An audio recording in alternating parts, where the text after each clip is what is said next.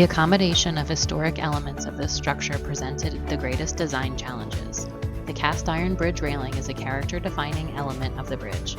The installation of the Washington, D.C. historic bridge rail allowed the rail to be refurbished and reinstalled on the structure. The existing slate sidewalk was also removed, stored, and then reinstalled on the new bridge as well as the slate curb. In both cases, the existing components were numbered to an aerial mapped key sheet and then reset to their existing locations after construction.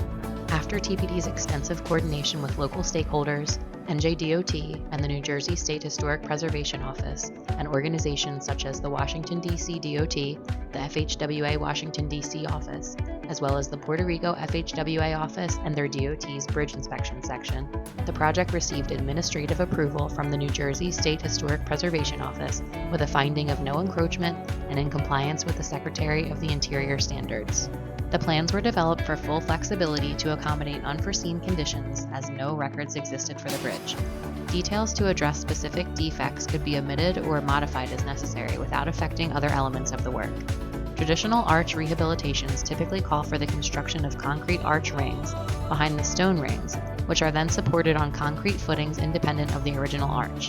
The load distribution slab approach minimized excavation and addressed the indeterminate backfill by disturbance avoidance. The flexibility of the plans paid dividends through the construction as numerous unforeseen conditions did arise.